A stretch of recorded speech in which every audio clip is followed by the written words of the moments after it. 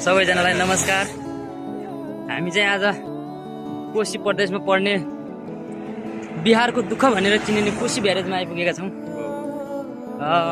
यसलाई बिहारको दुःख किन भनेको हो त भन्दा साथीहरू, यसको साँचो चाहिँ भारतको हातमा छ। तसर्थ आजभोलि चाहिँ पानी खासै छैन क्या, कम छ।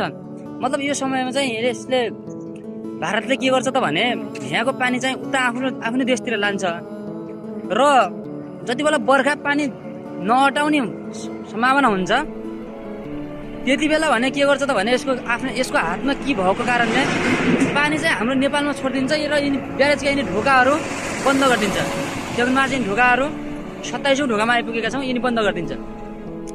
अब यिनी बन्द गर्ने भएको कारणले यहाँ चाहिँ के हुन्छ त हाम्रो मधेस पुरै डुब्ने, हाम्रो मधेस चाहिँ डुबान पर्नेको एउटा मुख्य कारण भनेको त्यो भएर हो। त्यही भएर यसलाई मधेसको दुःख भनेर चिनिनुको एउटा मुख्य कारण त्यो हो। तर भने साथीहरू पहिलेको जस्तो योचोटि भने भएन। योचोटि किन भएन त भने जेएनजी आन्दोलन गर्दा हाम्रो सरकार चेन्ज भयो।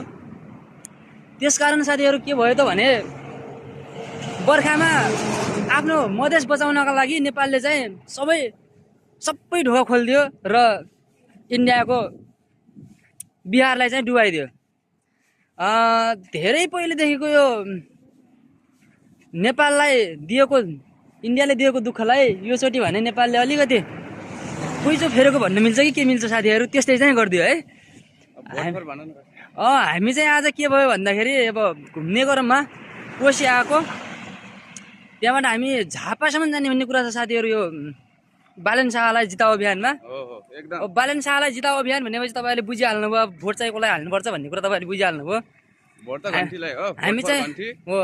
हामी चाहिँ रोल्पाबाट घुम्दै अब रोल्पाबाट बालन शाहलाई जिताउनुपर्छ भन्ने हिसाबले अब के भन्छ अरे उहाँ गइपुग्यो। हामी झापासम्म जान चाह्यौँ भने तपाईँहरूले चाहिँ अब देश बनाउनको लागि, देश परिवर्तनको खातिर चाहिँ अब भोट चेन्ज गर्न आवश्यक छ।